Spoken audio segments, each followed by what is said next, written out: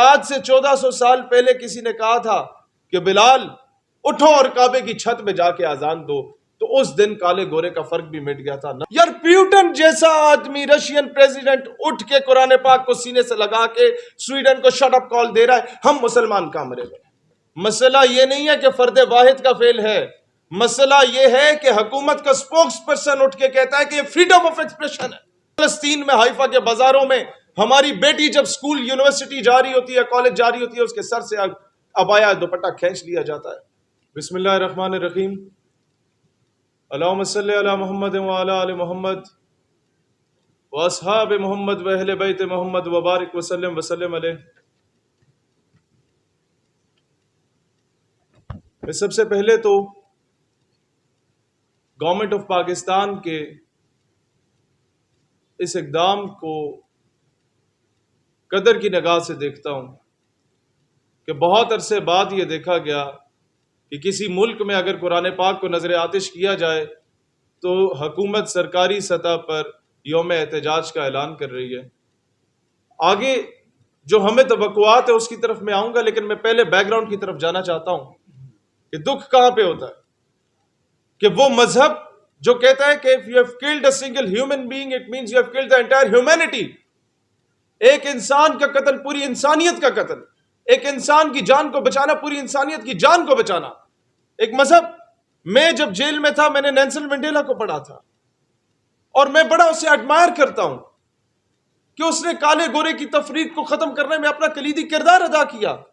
دنیا کے سارے مسلمان قدر کی نگاہ سے دیکھتے ہیں، لیکن شاید اقوام عالم یہ بھول چکے ہیں کہ آج سے 1400 سال پہلے کسی نے کہا تھا کہ بلال اٹھو اور کعبے کی چھت پہ جا کے اذان دو، تو اس دن کالے گورے کا فرق بھی مٹ گیا تھا، نسل اور نسب کا اور ہر قسم کے حزب کا، قوم، خطے، قبیلے کا فرق مٹ چکا تھا۔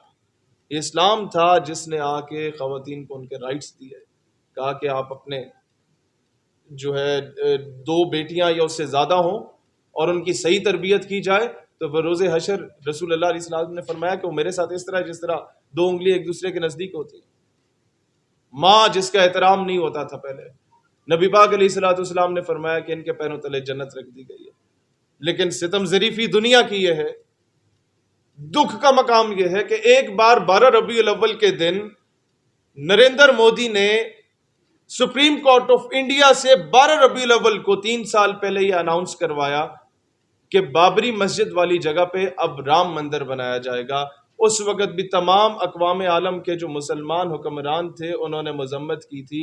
آج بھی سویڈن میں عید الاضحیٰ کے دن جب قرآن پاک کو نظر آتش کیا جاتا ہے، مسئلہ یہ نہیں ہے کہ فرد واحد کا فیل ہے، مسئلہ یہ ہے کہ حکومت کا سپوکس پرسن اٹھ کے کہتا ہے کہ یہ فریڈم آف ایکسپریشن ہے، یعنی ریاست کی سپانسرشپ میں یہ کام ہو رہا ہے۔ وہاں کے امت مسلمہ ہم مذمت کرتے ہیں، میں بھی مذمت کر رہا ہوں، وزیر اعظم بھی مذمت کر رہا ہے، میں بھی ٹویٹ کر رہا ہوں، وزیر اعظم بھی ٹویٹ کر رہا ہے، میں بھی نعرہ لگا رہا ہوں، وزیر اعظم بھی نعرہ لگا رہا ہے۔ then what is the difference between me and وزیر اعظم؟ پریکٹیکل امپلیمنٹیشن کہاں پہ ہے؟ پریکٹیکل سٹیپس کہاں پہ؟ کیا ابھی تک OIC کو ایک لیٹر بھی لکھا گیا کہ تمام مسلمان ممالک کا سربراہان کا اجلاس کال آن کیا جائے اور اس پر متفقہ طور پہ امت مسلمہ اپنا فیصلہ سنائے؟ کیا ابھی تک اس طرح ہوا؟ کسی ایک مسلم ملک نے اس طرح کیا؟ پاکستان تو ہمیشہ پہل کرتا ہے، لیکن ہمیں مزید توقعات ہے۔ کیا اقوام متحدہ نے اس پر نوٹس لیا اور کہا کہ جناب سویڈن کے ساتھ تمام تر تعلقات کو ختم کیا جائے؟ یہ کیا ہیومن رائٹس وائلیشن نہیں ہے؟ میں کہتا ہوں یہ نام نہاد ہیومن رائٹس کی NGOs کہاں مری پڑی ہیں جو کہتی ہے جناب ہم لوگوں کے حقوق کی بات کر رہے ہیں۔ 200 کروڑ لوگوں کے دل آزاری ہوئی ہے، 200 کروڑ، 2 ارب مسلمانوں کی دل آزاری ہوئی ہے۔ انٹرنیشنل ہیومن رائٹس کی NGOs کہاں پر ہیں؟ انسانی حقوق کے علم بردار کہاں پہ ہیں؟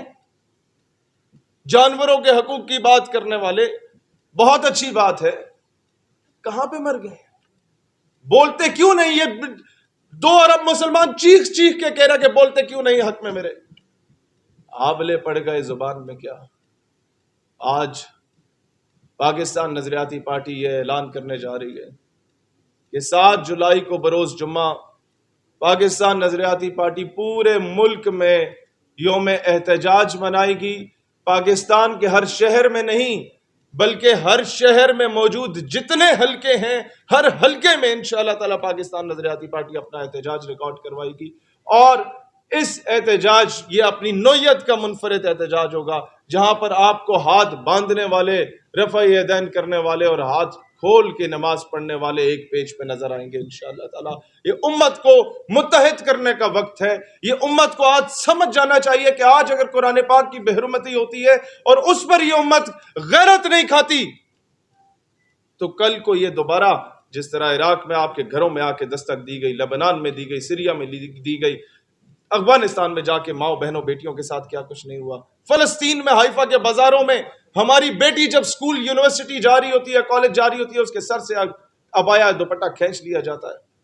یہ پھر بات پاکستان تک آ جائے گی، یہ پھر بات ان ممالک تک آ جائے گی، یہ سعودیہ تک بھی جائے گی، یہ پھر ترکیہ تک بھی جائے گی. آج اگر ہم لوگ اس معاملے پہ غیرت نہیں کھاتے تو پھر بھول جائیں کہ جناب ہمارے لیے آگے کچھ ہوگا. اور میں یہاں پر کہنا چاہتا ہوں مولانا فضل الرحمان صاحب سے، پی ڈی ایم جماعتیں حکومت میں ہیں، آپ اس جماعتوں کے اس الائنس کے سربراہ ہیں، آپ ماشاءاللہ سے حافظ قرآن بھی ہیں، آپ ماشاءاللہ سے بہت اچھے عالم دین بھی ہیں، آپ نے ہمیشہ اسلام کی سربلندی کی بات کی ہے. مولانا صاحب اب آپ کی حکومت بھی مذمت اسی طریقے سے کر رہی ہے جس طریقے سے ماضی کی حکومتیں مذمت کرتی تھیں اور آپ ان پہ لیبل لگایا کرتے تھے. اب ہم آپ سے سوال کرتے ہیں مولانا صاحب، عملی اقدامات کب لیے جائیں گے؟ کب سویڈن کے سفیر کو ملک بدر کیا جائے گا؟ میں کہتا ہوں آج یہ اس چیز پہ قوم کو نہ ڈرامے لگائے جائیں، اس کے سامنے اسے دھوکے میں نہ رکھا جائے کہ ہم ان کے پروڈکٹس کا بائیکاٹ کریں گے. ماضی میں فرانس میں گستاخی ہوئی پروڈکٹس کا بائیکاٹ کیا 2-4 مہینے، کیا ہو گیا؟ اس سے پہلے ہالینڈ میں گستاخی ہوئی 2-4 مہینے پروڈکٹس کا بائیکاٹ کر لیا، کیا ہو گیا؟ متفقہ طور پہ پوری امت کو ایک سٹینڈ لینا ہوگا. یار پیوٹن جیسا آدمی رشین پریزیڈنٹ اٹھ کے قرآن پاک کو سینے سے لگا کے سویڈن کو شٹ اپ کال دے رہا ہے، ہم مسلمان کامرے میں. جب وہ یہاں تک آ سکتا ہے، چین ابھی آپ لوگوں کو اس کی ضرورت ہے، روس کو آپ لوگوں کی ضرورت ہے، انٹرنیشنل لابیز کو آپ لوگوں کی ضرورت ہے، آپ ان کو انگیج کر سکتے ہیں کہ جناب اب متفقہ طور پہ سویڈن کی جو اقوام متحدہ کی رکنیت ہے اس کو معطل کیا جائے، کیونکہ یہ انتہا پسندی، اشتعال انگیزی کو پروموٹ کر رہا ہے.